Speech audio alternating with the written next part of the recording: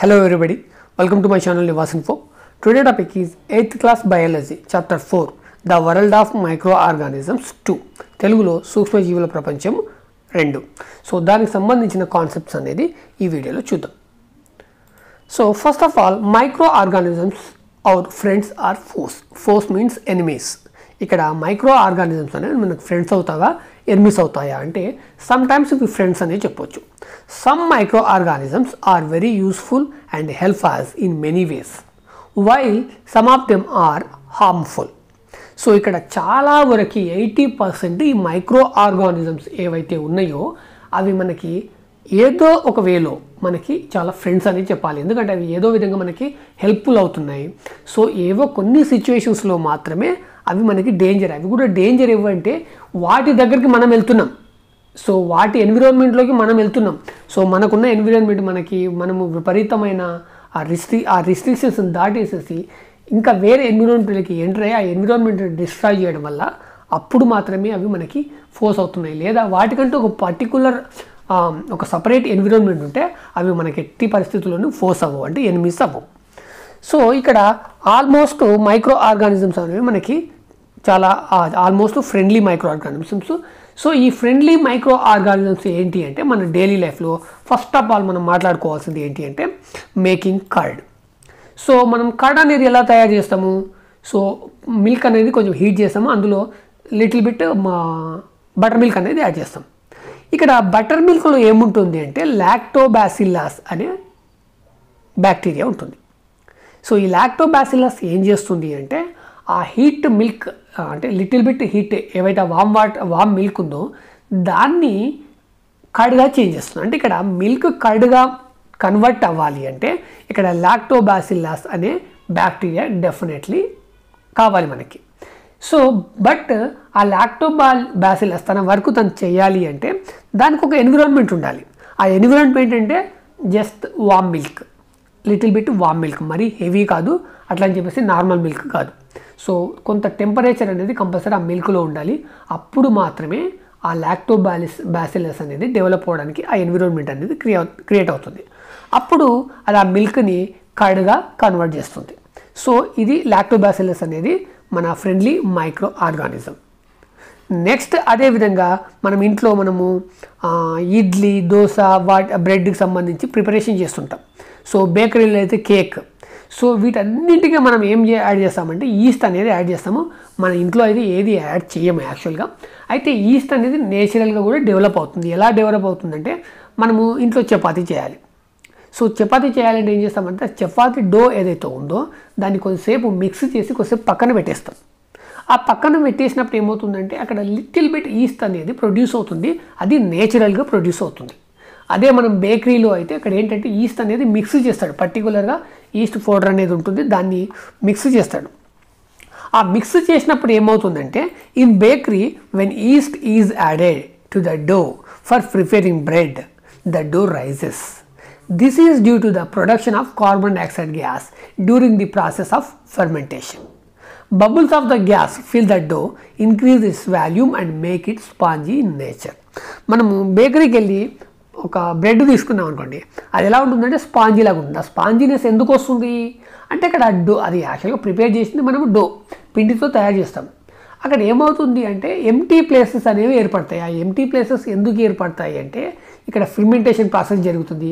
అక్కడ carbon dioxide అనేది దాంట్లో ఫిల్ అవుతుంది. ఎందుకు ఫిల్ అవుతుంది అంటే అక్కడ ఈస్ట్ వల్ల ఫిల్ అవుతుంది. అప్పుడు అది ఏమవుతుంది ఆ డో అనేది ఇంక్రీజ్ అవుతుంది. ఇంక్రీజ్ ఎలా అవుతుంది అంటే మధ్య మధ్యలో ఎంటీ ప్లేసెస్ అనేవి స్మాల్ ఎంటీ ప్లేసెస్ అనేవి అక్కడ క్రియేట్ అవుతాయి.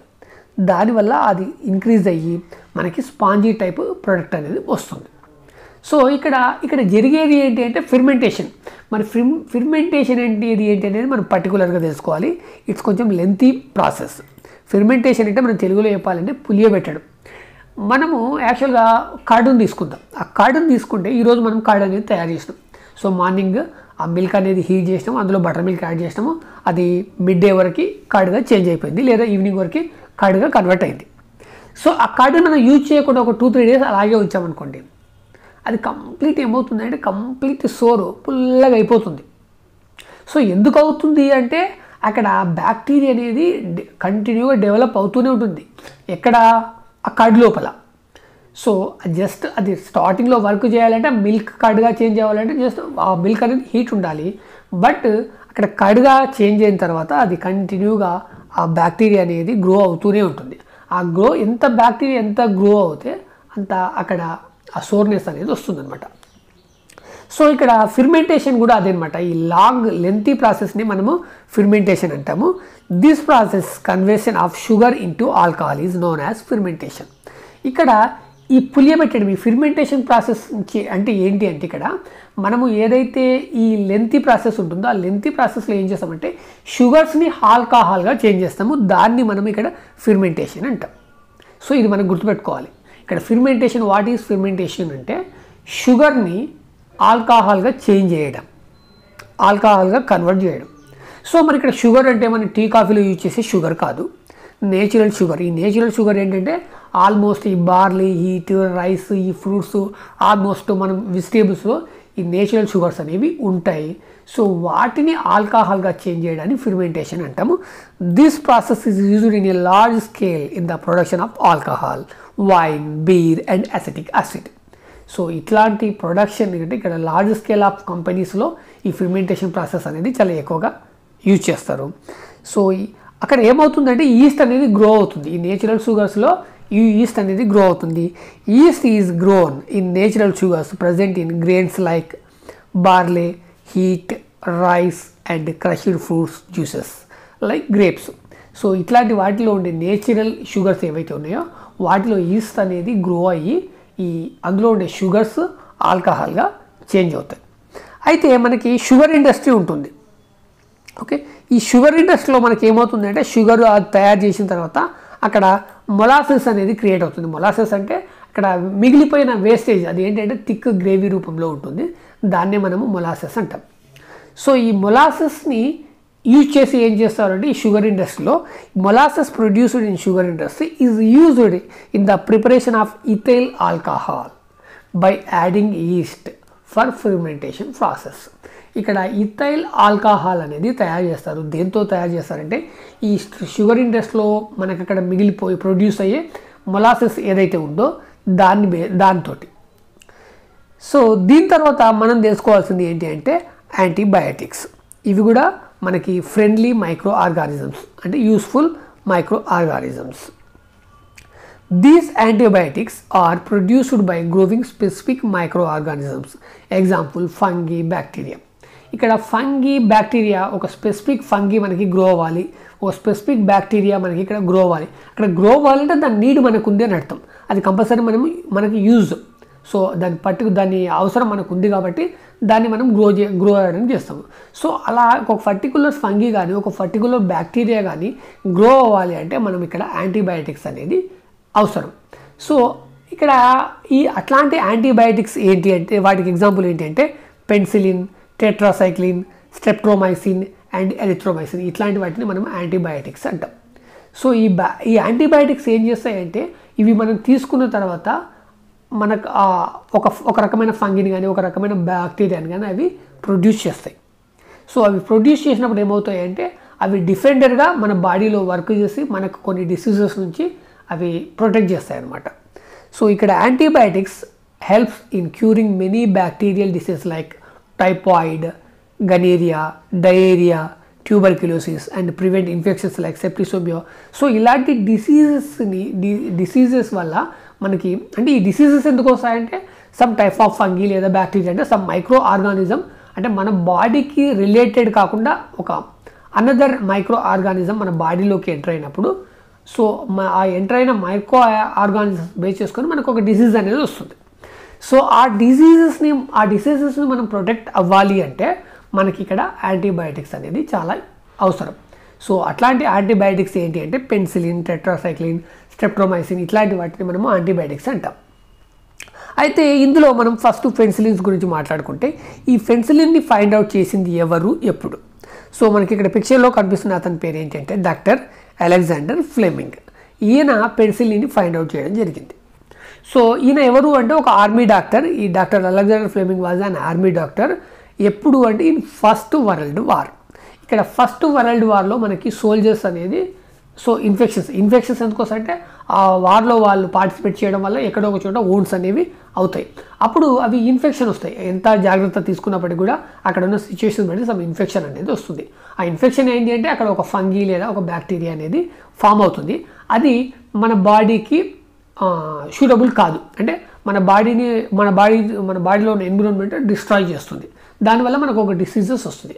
అలా ఈ రకమైన ఫంగీ ఈ రకమైన బ్యాక్టీరియా అంటే ఈ ఇన్ఫెక్షన్స్ వల్ల సో మెనీ సోల్జర్స్ డెడ్ అవుతున్నారు, అక్కడ చనిపోవడం జరిగింది. దీన్ని ఆయన అబ్జర్వ్ చేసేసి సో దీనికి ఏం చేయాలి అని చెప్పేసి ఆయన ల్యాబ్లో రీసెర్చ్ చేసిండు. సో అలా రీసెర్చ్ చేస్తున్నప్పుడు ఆయన ఒక ఫంగస్ని ఫైండ్ అవుట్ చేసిండు. ఆ ఫంగస్ ఏంటి అంటే పెన్సిలిన్ నోటాటమ్. ఈ ఫంగస్ ఏం చేస్తుంది అంటే ఒక రకమైన బ్యాక్టీరియా యొక్క గ్రోత్ అనేది ప్రివెంట్ చేస్తుంది. సో అది గ్రో అవ్వకుండా ఫేస్ చేస్తుంది, అంటే స్టాప్ చేసేస్తుంది. ఆ బ్యాక్టీరియా యొక్క గ్రోత్ అనేది స్టాప్ చేస్తుంది. దాన్ని ఈయన అబ్జర్వ్ చేయడం జరిగింది.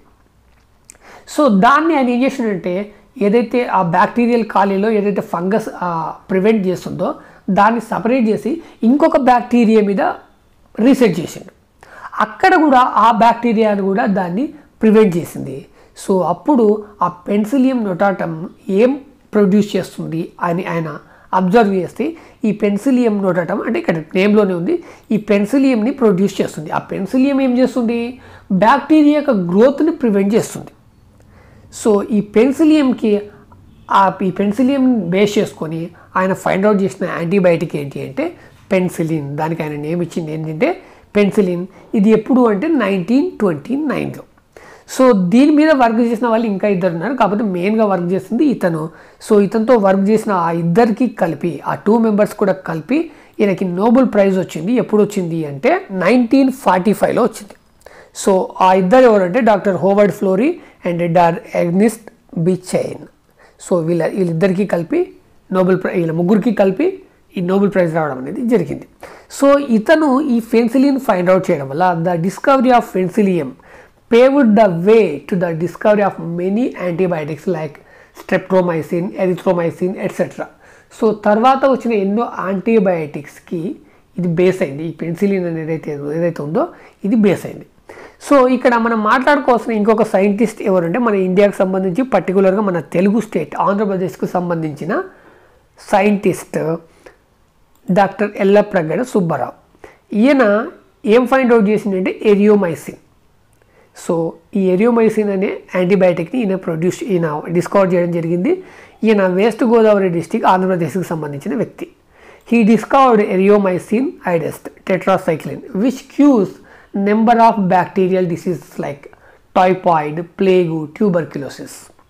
సో ఇక్కడ టీబీకి పర్టికులర్గా టీబీ విషయంకి వచ్చినప్పటికీ మనకు గుర్తుకు రావాల్సిన వ్యక్తి ఎవరంటే డాక్టర్ ఎల్లప్రగడ సుబ్బారావు. సో ఈయన టెట్రాసైక్లిన్ అనే ఒక యాంటీబయాటిక్ని ఈయన డిస్కవర్ చేయడం జరిగింది. సో అది టైఫాయిడ్, ప్లేగు అండ్ ట్యూబర్క్యులోసిస్కి వర్క్ చేస్తుంది. నెక్స్ట్ మనము వ్యాక్సిన్స్ గురించి మాట్లాడితే this products as from getting the diseases over a long period of time. ఇక్కడ వ్యాక్సిన్ అంటే ఏంటంటే లాంగ్ పీరియడ్ టైంలో మనకి డిసీజెస్ నుంచి ప్రొటెక్ట్ చేసేదాన్ని మనం వ్యాక్సిన్ అంటాం.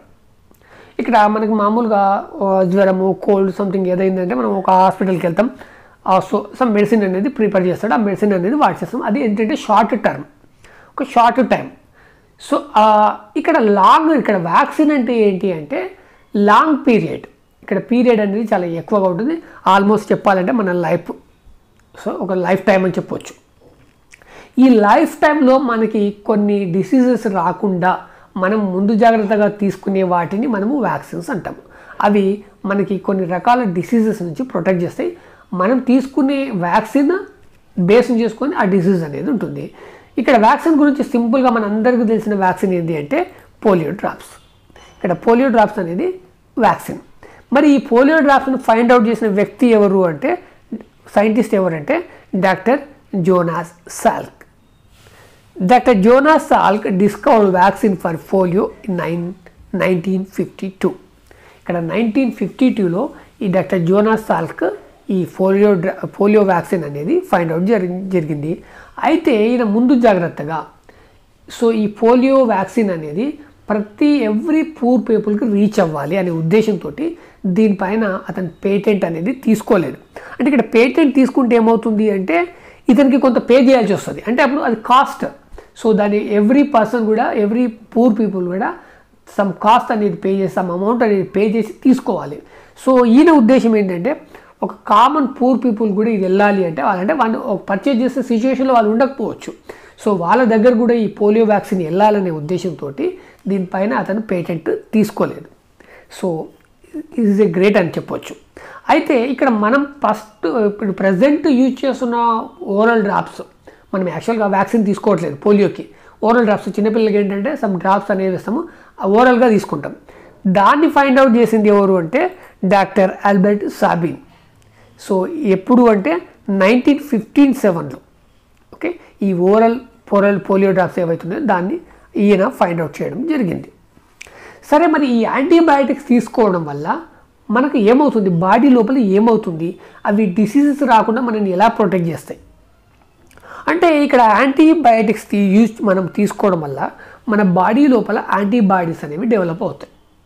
యాక్చువల్గా మనకి బర్త్ కొన్ని యాంటీబాడీస్ అనేవి ఉంటాయి, బట్ ఉన్నప్పటికీ కూడా మన బాడీకి అంటే మన బాడీలో ఉన్న ఎన్విరాన్మెంట్కి సంబంధం లేని ఒక న్యూ బ్యాక్టీరియా మన బాడీలోకి ఎంటర్ అయింది అనుకున్నాం. మనం తీసుకునే ఫుడ్ ద్వారా కావచ్చు, వాటర్ ద్వారా కావచ్చు, ఎయిర్ ద్వారా కావచ్చు. సో ఏదో విధంగా మన బాడీలోకి ఎంటర్ అయింది, అది మన బాడీకి న్యూ. సో ఒక న్యూ బ్యాక్టీరియా మన బాడీలోకి ఎంటర్ అయినప్పుడు ఏమవుతుందంటే మన బాడీలో ఉన్న న్యూరో సిస్టమ్ దాన్ని ఫైండ్ అవుట్ చేస్తుంది, ఆటోమేటికలీ ఫైండ్ అవుట్ చేస్తుంది. ఫైండ్ అవుట్ చేసేసి డిఫెండర్స్ని అక్కడ క్రియేట్ చేస్తుంది. సో ఆ డిఫెండర్స్ ఆ బ్యాక్టీరియాని ఫేస్ చేయొచ్చు, చేయలేకపోవచ్చు, అంటే ప్రివెంట్ చేయొచ్చు, చేయలేకపోవచ్చు. సో అట్లాంటి వాటి కోసం అంటే మన బాడీలో ఆల్రెడీ ఉన్న యాంటీబయాటిక్స్ కాకుండా ఇంకేదైనా బ్యాక్టీరియాని మనము ప్రివెంట్ చేయడానికి మనం తీసుకునేటివే యాంటీబయాటిక్స్. దానివల్ల ఏమవుతుందంటే మన బాడీ లోపల యాంటీబాడీస్ ప్రొడ్యూస్ అవుతాయి. అయితే ఈ యాంటీబాడీస్ మనకి ఇవి ఎప్పుడు వర్క్ చేయాలి, ఏదన్నా ఒక బ్యాక్టీరియా మన బాడీలోకి వచ్చినప్పుడు మనం తీసుకోవాలి. కానీ ఈ పోలియో డ్రాప్స్ అనేది మనం చిన్న వయసులో తీసుకుంటాం. కానీ ఈ యాంటీబయాటిక్స్ కూడా ఎప్పుడు పడితే అప్పుడు ఎక్కువ మొత్తాదులో అంటే ఎలా పడితే అలా తీసుకోవడం కూడా చాలా డేంజరు. యాంటీబయాటిక్సే కాదు, ఈవెన్ మనకి కోల్డ్కి యూజ్ చేసే టాబ్లెట్ కూడా మనం ఎలా పడితే అలా తీసుకోవద్దు, డాక్టర్ ద్వారానే తీసుకోవాలి. ఎందుకంటే అది ఏం వర్క్ మన బాడీలోకి వెళ్ళిన తర్వాత అది ఏం చేస్తుందో మనకు తెలియదు, అది ఏదైనా చేయొచ్చు. సో దాని వర్క్ అంటే ఒక స్పెసిఫిక్ వర్క్ మనకు తెలియనప్పుడు దాని వర్క్ అది చేస్తుంది. దానివల్ల మన బాడీలో ఉన్న యాంటీబాడీస్ డిస్ట్రాయ్ అవ్వడానికి ఛాన్సెస్ ఉంటాయి. సో యాంటీబయాటిక్స్ మనకి ఎప్పుడు కూడా యాక్టివేట్గా ఉంటేనే మనకు ఏదైనా న్యూ బ్యాక్టీరియా మన బాడీలోకి ఎంటర్ అయినప్పుడు దాన్ని ఫైండ్ అవుట్ చేయగలుగుతుంది. అయితే ఇక్కడ పోలియో డ్రాప్స్ ఇంకా డిఫరెంట్ టైప్ ఆఫ్ యాంటీబయాటిక్స్ మనం ఎందుకు తీసుకుంటాము అంటే అవి యాక్చువల్గా యాంటీబాడీస్ని అప్పటిదప్పుడు డెవలప్ చేయవు, అప్పటిదప్పుడు ప్రొడ్యూస్ చేయవు. అంటే ఇక్కడ ఏమవుతుందంటే యాంటీబయాటిక్స్లో వీకెండ్ ఉంటాయి, అందులో ఉండే యాంటీబాడీస్ ఏంటంటే వీక్గా ఉంటాయి లేదా స్లీప్ మోడ్లో ఉంటాయి. మరి ఆ వీక్గా ఉన్న యాంటీబాడీస్ అండ్ స్లీప్ మోడ్లో ఉన్న యాంటీబాడీస్ ఎప్పుడు యాక్టివేట్ అవుతాయి అంటే మన న్యూరో సిస్టమ్ యాక్టివేట్ చేసినప్పుడు యాక్టివేట్ అవుతుంది. సో మన న్యూరో సిస్టమ్ ఎప్పుడు యాక్టివేట్ చేస్తుంది, మన బాడీలోకి మన న్యూరో సిస్టంలోకి ఏదైనా న్యూ బ్యాక్టీరియా ఎంటర్ అయినప్పుడు యాక్టివేట్ చేస్తుంది. సో అప్పటి వరకు మనం తీసుకున్న ఈ పోలియో డ్రాప్స్ లాంటి యాంటీబయాటిక్స్ ఏమవుతున్నాయంటే స్లీప్ మోడ్లో ఉంటాయి లేదా వీక్ మోడ్లో ఉంటాయి, అంటే వర్క్ చేయకుండా. సో మన బాడీలో అయితే ఉంటాయి కానీ వర్క్ చేయకుండా ఉంటాయి. ఇన్ కేసు మనం తీసుకునేది వర్క్ చేసినాయి అనుకోండి, అవి ఏం చేస్తే మనం పోలియో డ్రాప్స్ తీసుకున్నాం. సో ఆ పోలియోకి సంబంధించిన బ్యాక్టీరియా మన బాడీలో లేదు, ఎంటర్ అవ్వలేదు, బట్ ఇది వర్క్ చేస్తుంది. ఆ వర్క్ చేసి అది దేన్ని డిఫెండ్ చేయాలో తెలియక మన బాడీలో ఉన్న హెల్త్ యాంటీబాడీస్ని డిఫెండ్ చేసినాయి అనుకోండి, మనకి లేని కొత్త డిసీజ్ అక్కడ వస్తుంది. అందుకే ఈ యాంటీబయాటిక్స్లో స్లీప్ మోడ్ లేదా వీక్ మోడ్లో ఉంటాయన్నమాట antibodies. So when ever A disease causing micro organisms enter our body, the body produces some defenses to fight against them. These are called as antibodies. Antibodies అంటే ఏంటి అంటే సో ఈ meaning అనేది చెప్పొచ్చు. Next vaccines. So మనము vaccines గురించి ఇంతకుముందు నుంచి మనం మాట్లాడుకుంటున్నాం. మరి వ్యాక్సిన్స్ అంటే ఏంటి, మనకు ఒక డెఫినేషన్ కావాలి. The weakened and dead disease causing micro organisms which are injected into our bodies are called as vaccines. So ఇక్కడ వ్యాక్సిన్ అంటే ఏంటంటే డెఫినేషన్ ఇది గుర్తుపెట్టుకోవాలి. Weakened or dead disease causing micro organisms which are injected into our bodies. So inject చేస్తాం, దాన్ని vaccine అంటాము. So ఈ total ప్రాసెస్ని వ్యాక్సినేషన్ అంటాం. ఈ టోటల్ ప్రాసెస్ని మనం ఏమంటాము? వ్యాక్సినేషన్. ఇక్కడ వ్యాక్సినేషన్, వ్యాక్సిన్స్, యాంటీబయాటిక్స్, యాంటీబాడీస్, వీటికి వేరియేషన్ అనేది మీరు కంపల్సరీ గుర్తుపెట్టుకోవాలి. సో వేరియేషన్ అనేది గుర్తుంటేనే మీకు ఎట్లాంటి క్వశ్చన్ ఏ రకంగా ఇచ్చినా కానీ దానికి ఆన్సర్ చేయగలుగుతారు. సో దీని తర్వాత మనం ఇంకొకటి తెలుసుకోవాల్సిన విషయం ఏంటి అంటే రేబీస్. సో ఈ రేబీస్ని ఫైండ్ అవుట్ చేసిన వ్యక్తి అంటే చాలా ఫేమస్ పర్సన్. ఫోటో చూడగానే మనం గుర్తుపట్టాలి, Louis Pasteur. Rabies was discovered by Louis Pasteur. Rabies causing virus enters our body through dog bite only if the dog has the same infection. యాక్చువల్గా ఈ రేబీస్ అనేది డాగ్ బాడీ సిస్టంలో ఉంటుంది. అది in case ఆ డాగ్ అనేది మనం కరిచింది అనుకోండి, ఓకే, అప్పుడు ఆ రేబీస్ అనే వైరస్ ఏదైతే ఉందో ఆ వైరస్ అనేది మన బాడీలోకి ఎంటర్ అవుతుంది. సో దానికి vaccination, so antibiotic find out చేసిన వ్యక్తి ఎవరు అంటే డాక్టర్ లూయిస్ ఫాస్టర్. దీని తర్వాత డిస్కవరీ ఆఫ్ స్మాల్ పాక్స్. మనకి స్మాల్ పాక్స్ కూడా వ్యాక్సిన్ ఉంది. దీన్ని ఫైండ్ అవుట్ చేసిన వ్యక్తి ఎవరు అంటే డాక్టర్ ఎడ్వర్డ్ జెన్నర్. సో దీన్ని ఆయన 1796లో ఫైండ్ అవుట్ చేయడం జరిగింది. అయితే ఈ స్మాల్ పాక్స్ వ్యాక్సిన్ సంబంధించి మనకి ఒక స్టోరీ అనేది విచిత్రంగా ఉంటుంది. అంటే అది real story. So doctor Edward జెన్నర్కి సంబంధించిన స్టోరీ, బట్ కొంచెం విచిత్రంగా ఉంటుంది. యాక్చువల్గా ఆయన ఏంటంటే ఒక విలేజెస్లో వర్క్ చేయాలనే ఉద్దేశంతో విలేజ్లో మెడికల్ ప్రాక్టీస్ అనేది స్టార్ట్ చేసిండు. ఆ విలేజ్లో మెడికల్ ప్రాక్టీస్ చేసినప్పుడు ఈయనకి స్మాల్ పాక్స్ వచ్చిన, తెలుగులో మనం మసూచి అంటాం, ఆ స్మాల్ పాక్స్ వచ్చిన పేషెంట్స్ అనేది చాలామంది వచ్చేటోళ్ళు. అందులో కొంతమంది కౌ పాక్స్ ఉన్న వాళ్ళు కూడా ఉంటుంది. కౌ పాక్స్ అనేది కౌస్ వల్ల వస్తుంది. మనకి మిల్క్ కోసం ఏదైతే కౌస్ మెయింటైన్ చేస్తారో వాళ్ళకు వస్తుంది అనమాట, దానివల్ల వస్తుంది. సో ఈ కౌ పాక్స్ వచ్చిన వాళ్ళు కూడా వచ్చేవారు. అయితే కౌ పాక్స్ వచ్చిన వాళ్ళకి చాలామందికి స్మాల్ పాక్స్ అనేది లిమిట్లో ఉండడము లేక రాకపోవడాన్ని ఈయన అబ్జర్వ్ చేయడం జరిగింది.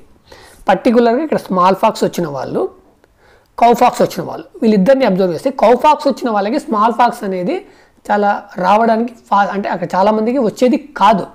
దీన్ని ఈయన అబ్జర్వ్ చేయడం జరిగింది. ఎందుకు రావట్లేదు అని చెప్పేసి దానిపైన రీసెర్చ్ చేసి, సో ఆ కౌ పాక్స్కి సంబంధించిన సమ్ లిక్విడ్, ఆ బబుల్ మన బాడీ పైన ఏదైతే బబుల్ ఉంటుందో ఆ బబుల్ నుంచి లిక్విడ్ తీసుకొని దాన్ని ఒక అబ్బాయికి ఇవ్వడం జరిగింది. అంటే వాళ్ళ పేరెంట్ పర్మిషన్ తీసుకొని ఒక అబ్బాయికి ఇవ్వడం జరిగింది. ఆ అబ్బాయికి ఇచ్చినప్పుడు, ఆ అబ్బాయికి ఇచ్చిన తర్వాత ఆఫ్టర్ వన్ వీక్కి మళ్ళీ స్మాల్ పాక్స్ అనేది అతని అబ్బాయి బాడీలోకి ఎంటర్ చేసిండు. అప్పుడు అక్కడ ఏమైందంటే స్మాల్ పాక్స్ అనేది అక్కడ డెవలప్ అవ్వలేదు. అంటే ఆ అబ్బాయికి ఆ స్మాల్ పాక్స్ అనేది రాలేదు. స్మాల్ పాక్స్ ఇంజెక్షన్ అతని బాడీలోకి ఎంటర్ చేసినప్పటికి కూడా ఈ ముందే ఈ కౌ పాక్స్ అనేది ఎంటర్ చేయడం వల్ల అక్కడ స్మాల్ పాక్స్ అనేది రాలేదు. సో దీన్ని బేస్ చేసుకొని ఆయన స్మాల్ పాక్స్ అనేది వ్యాక్సినేషన్ అనేది ఫైండ్ అవుట్ చేయడం జరిగింది. సో ఇక్కడ the word vaccine comes from Vaka which means cow. So ఇక్కడ వాకా అంటే ఏంటి అంటే కవ్ అని అర్థం. సో దీని తర్వాత మనం తెలుసుకోవాల్సింది ఏంటి అంటే soil micro organisms or soil fertility. So మనకి ఇక్కడ సాయిల్ అంటే మట్టి, ఆ మట్టిలో కూడా నెంబర్ ఆఫ్ మైక్రో ఆర్గానిజమ్స్ ఉంటాయి. సో మనకి ఒక క్రాప్ ఉంది, ఆ క్రాప్ అనేది పర్ఫెక్ట్ రావాలి అంటే ఆ సాయిల్ ఫెర్టిలిటీ అనేది పర్ఫెక్ట్ ఉండాలి. About 78% of air around as is nitrogen gas.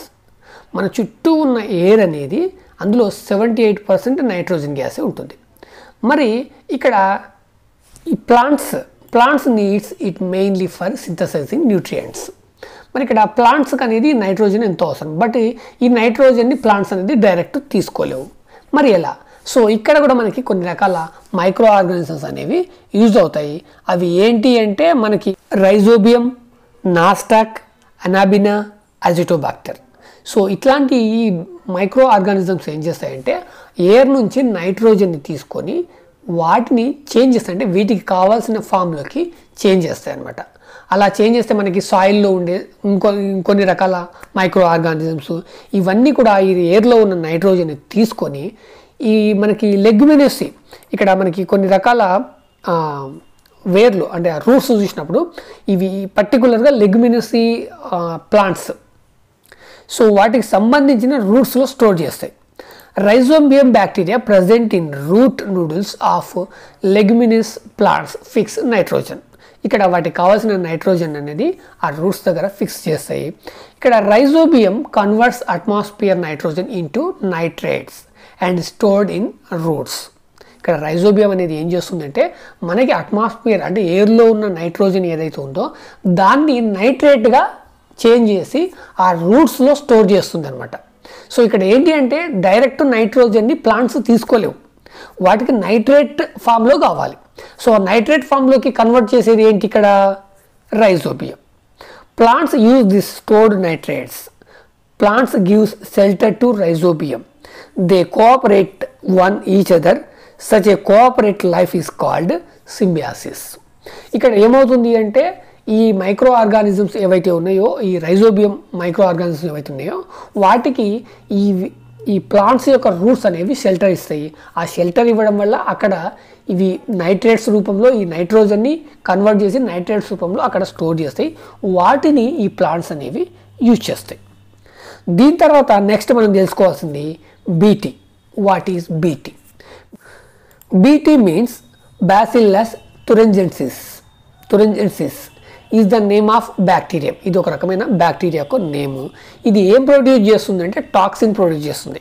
It produces a toxin which kills pest in plants or crops. అంటే ఒక ప్లాంట్ అంటే మనం ఒక క్రాప్ వేస్తాం. సో మామూలుగా బీటీ అంటే మనకు గుర్తుకొచ్చేది ఏంటి అంటే కాటన్. సో ఆ కాటన్కి ఒక రకమైన పెస్ట్ వస్తుంది.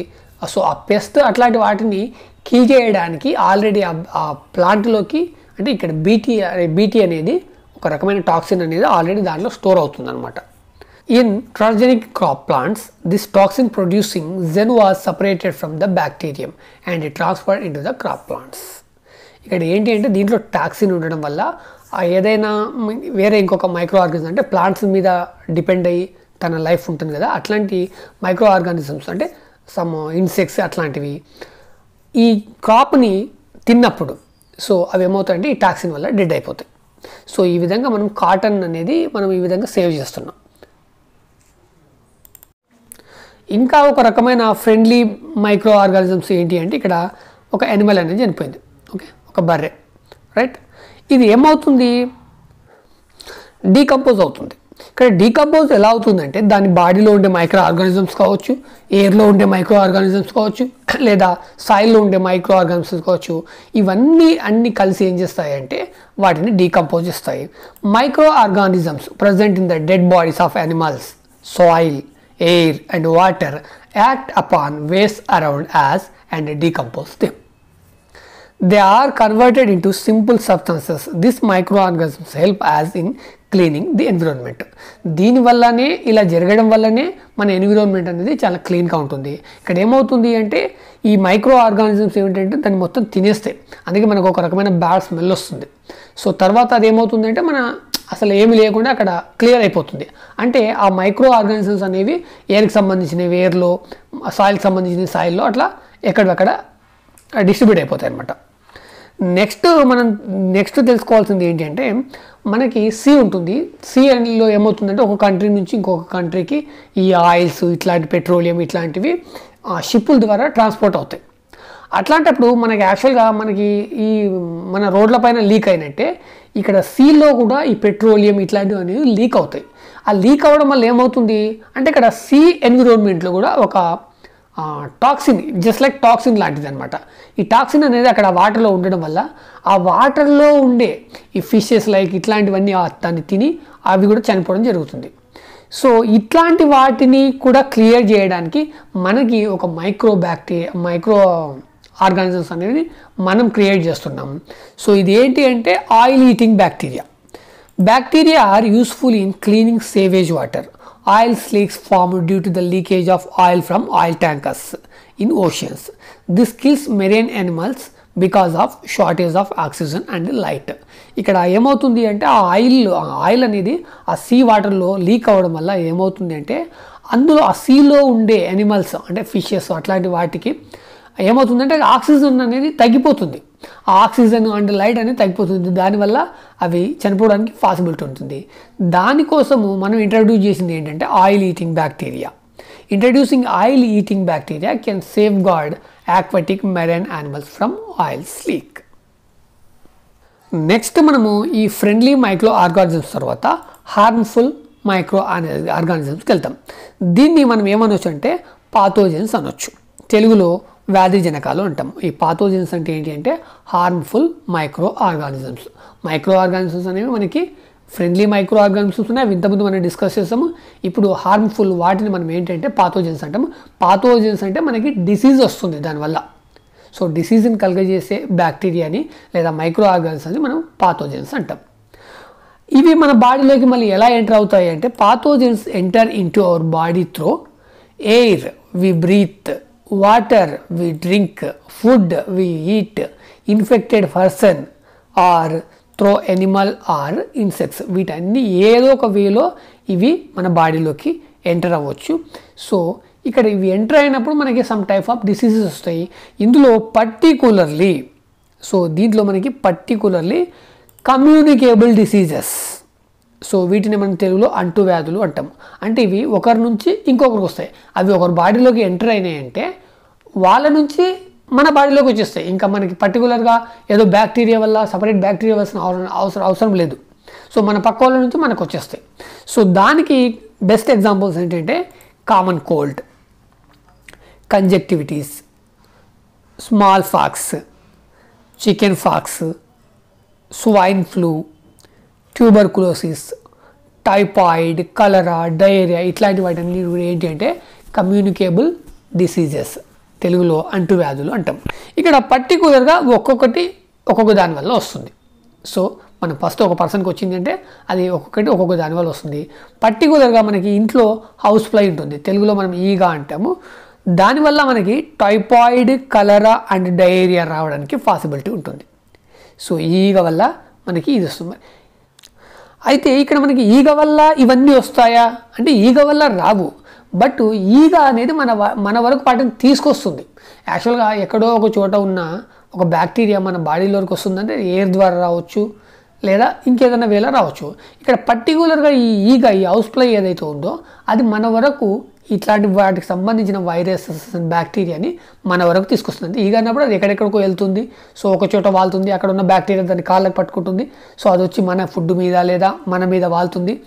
సో దానివల్ల మనలోకి ఎంటర్ అవుతుంది అనమాట.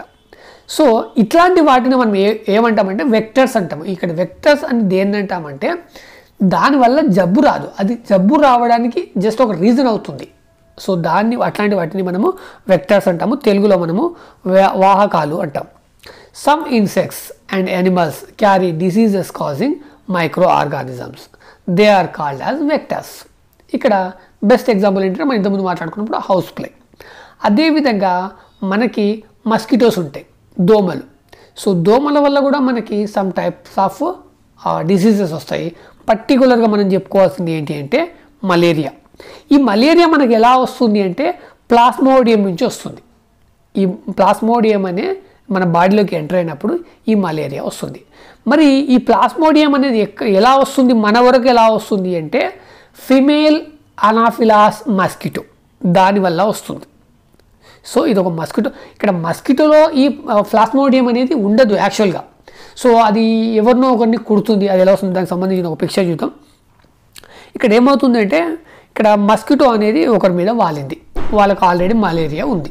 ఓకే, ఆ మలేరియా ఉన్నప్పుడు ఈ ఫిమేల్ అనాఫిలాస్ మస్కిటో అనేది ఆ పర్సన్ నుంచి బ్లడ్ అనేది తీసుకుంది అనుకోండి. ఓకే, అది కుట్టి బ్లడ్ అనేది తీసుకుంది అనుకుందాం. అది తీసుకున్న తర్వాత ఏమవుతుంది అంటే అది మన దగ్గర నుంచి ఇంకొక పర్సన్కి వెళ్తుంది.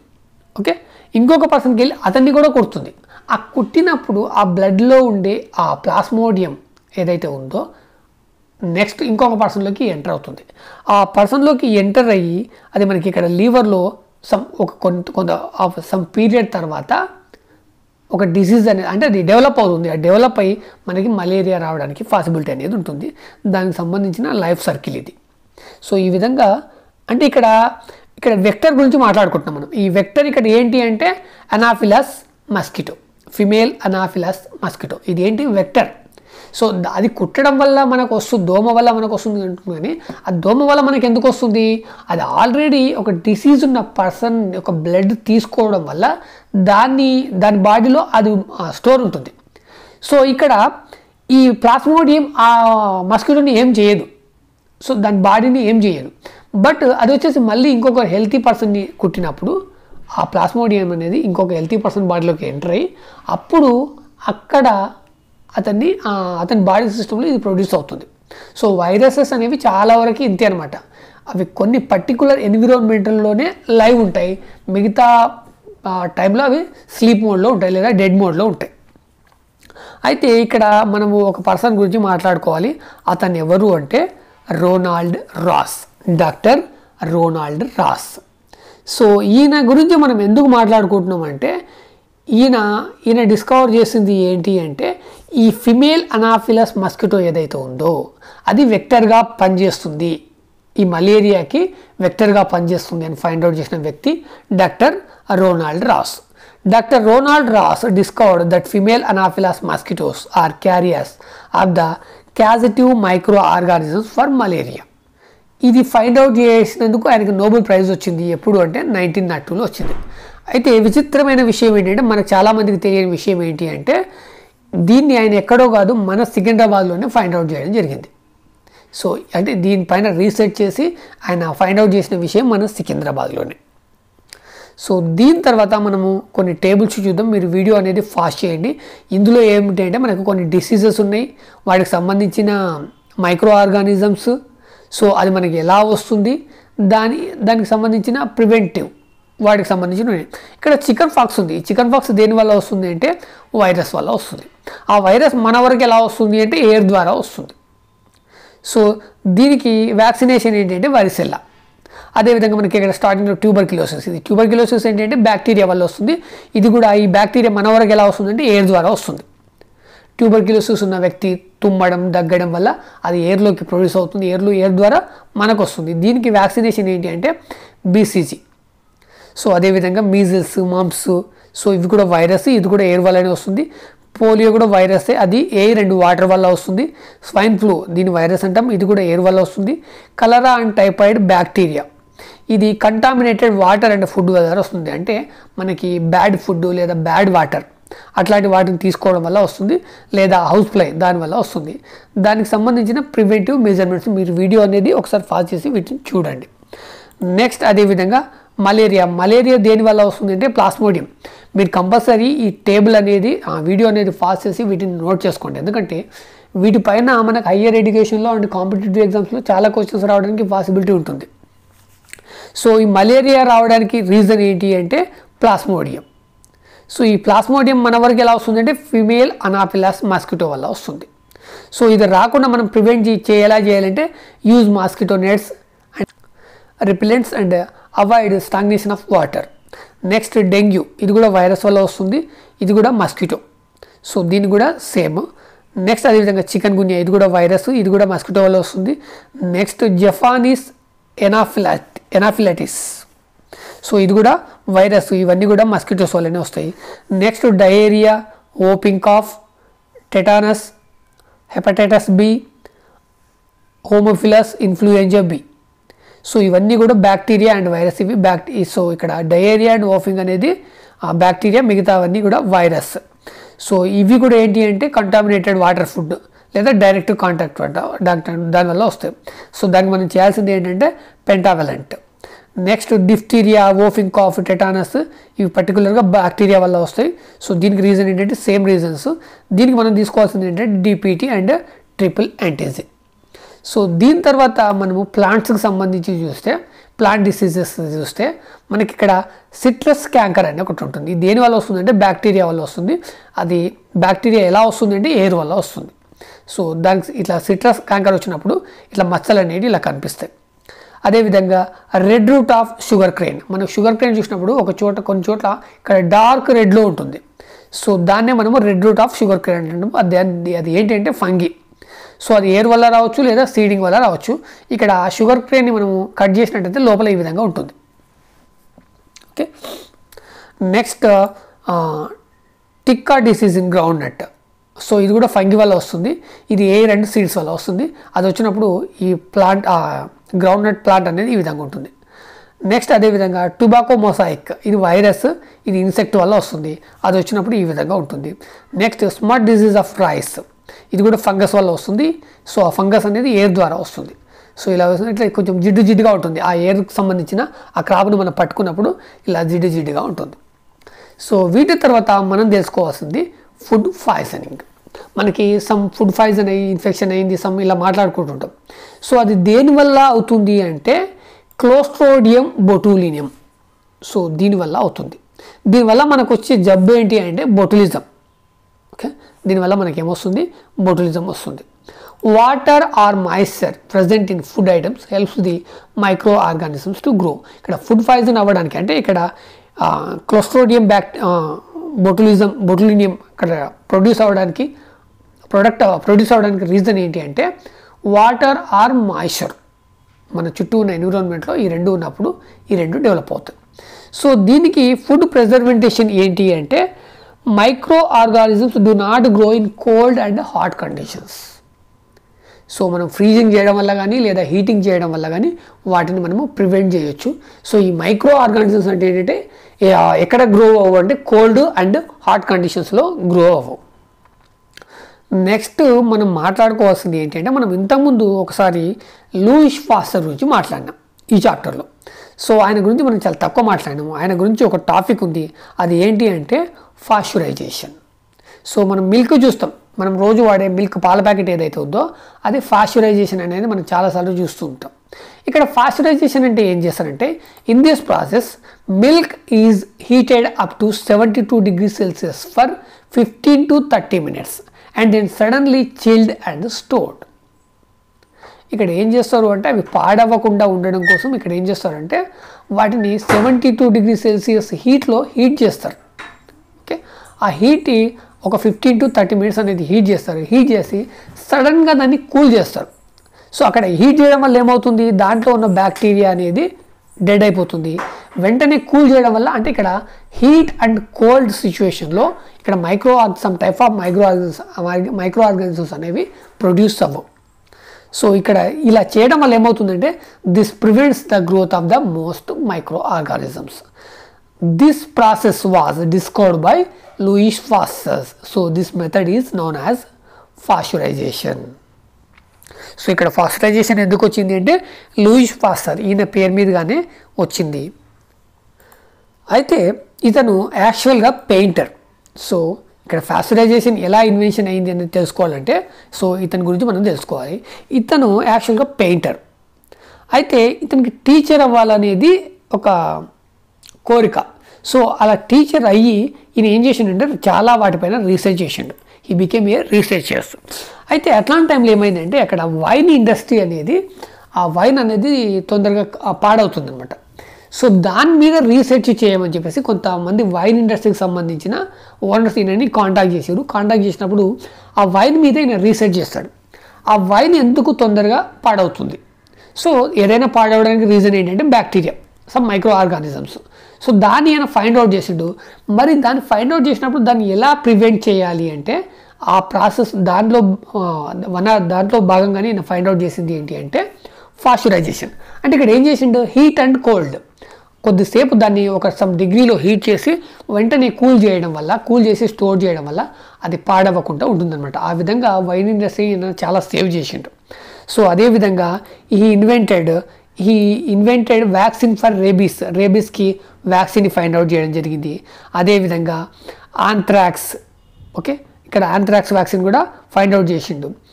అదేవిధంగా ఈయన సో మెనీ థింగ్స్ మీద రీసెర్చ్ చేసిండు. వాటికి సంబంధించిన ఇన్ఫర్మేషన్ అనేది మనకు చాలా ఇచ్చిండు. He had saved the silk industry also. So silk industry of Germany and France by controlling microbial diseases caused to the silk moth. So silk ఇండస్ట్రీని కూడా ఈయన సేవ్ చేయడం జరిగింది. అయితే ఈయన హీట్ చేసి కోల్డ్ చేయడం వల్ల ఈ మైక్రో ఆర్గానిజమ్స్ అనేవి అక్కడ డెడ్ అవుతాయి, ప్లస్ అక్కడ ప్రొడ్యూస్ అవ్వడం అనేది జరగదు అనేది ఈయన పాస్చరైజేషన్ ద్వారా ఫైండ్ అవుట్ చేసిండు. దీన్ని ప్రూవ్ చేసింది ఎవరు అంటే Lazzaro Spallanzani. So is the first person to prove experimentally that micro organisms could be killed by boiling చేయడం వల్ల అవి మైక్రో ఆర్గానిజమ్స్ అనేవి డెడ్ అవుతాయి అనేది ఆయన ప్రూవ్ చేసిండు. So invention of pasteurization led to the invention of sterilization process. ఇక్కడ sterilizations అంటే మనకి హాస్పిటల్లో యూజ్ చేసే అక్కడ యూజ్ చేసే ఎవ్రీథింగ్ స్టెరిలైజ్ చేస్తారు. ఇంజెక్షన్స్ కానీ సీజర్స్ కానీ, సో అవన్నీ కూడా స్టెరిలైజ్ చేస్తారు. ఎందుకు చేస్తారు అంటే వాటిపైన ఎట్లాంటి బ్యాక్టీరియా ఉండకూడదు. ఎందుకంటే మనకి ఏదైనా సర్జరీ చేసినప్పుడు ఆ స్టెరిలైజ్డ్ యూజ్ చేస్తేనే, అంటే వాటిలో ఎలాంటి బ్యాక్టీరియా ఉండదు. ఇన్కేస్ స్టెరిలైజ్ చేయకుండా వాటిని యూజ్ చేసినాం అనుకోండి, ఆ సీజర్స్ అండ్ ఇంజెక్షన్స్ని, అందులో ఉండే బ్యాక్టీరియా మన బాడీలోకి ఎంటర్ అవుతుంది, డైరెక్ట్ బాడీలోకి ఎంటర్ అవుతుంది. దానివల్ల పేషెంట్ ఇంకా లేని న్యూ డిసీజ్ రావడానికి ఛాయిసెస్ ఉంటాయి. సో వీటన్నిటిని ప్రివెంట్ చేయడానికి ఈ పాస్చరైజేషన్ అనేది ఎంతో యూజ్ అయింది. ఈ పాస్చరైజేషన్ బేస్ చేసుకొని స్టెరిలైజేషన్ ప్రాసెస్ అనేది ఉంటుందన్నమాట. ఈ వీడియో కనుక మీకు నచ్చినట్లయితే లైక్ చేయండి, షేర్ చేయండి, అదేవిధంగా ఛానల్ని సబ్స్క్రైబ్ చేసుకోండి. నెక్స్ట్ వీడియో కోసం వీడియో చివరిలో వచ్చే థంబ్నెయిల్ని సెలెక్షన్ చేసుకోండి, లేదా వీడియో యొక్క డిస్క్రిప్షన్ని చెక్ చేయండి. అక్కడ మనకి previous video link, next video link, లేదా chapter link, total subject link అనేది అక్కడ ఉంటుంది. ఇంకా ఈ సబ్జెక్ట్ కాకుండా మీకు ఇంకా వేరే సబ్జెక్ట్ కావాలి అంటే వాటిపైన నా వీడియోస్ చూడాలనుకుంటే ఈ వీడియో క్రింద నివాస్ ఇన్ఫో అనే ఛానల్ నేమ్ ఉంటుందో వాటిపైన క్లిక్ చేయండి, మీకు ఛానల్ ఓపెన్ అవుతుంది. అందులో మీకు హోమ్ వీడియోస్ ప్లేలిస్ట్ అనే ఆప్షన్ ఉంటుంది. ప్లేలిస్ట్ని సెలెక్షన్ చేసుకోండి. అక్కడ ప్లేలిస్ట్ సెలెక్షన్ చేసుకున్నప్పుడు మీకు క్రింద కొన్ని ప్లేలిస్ట్ అనేది ఓపెన్ అవుతాయి. అక్కడ ఒక్కొక్క ప్లేలిస్ట్ ఒక్కొక్క సబ్జెక్ట్, మీరు ఏదైతే ప్లేలిస్ట్ని సెలెక్షన్ చేసుకుంటారో ఆ ప్లేలిస్ట్కి అంటే ఆ సబ్జెక్ట్కి సంబంధించిన వీడియోస్ అనేది అక్కడ ఓపెన్ అవుతాయి. అక్కడ నుంచి కూడా మీరు నా వీడియోస్ అనేది చూడొచ్చు. Thank you so much.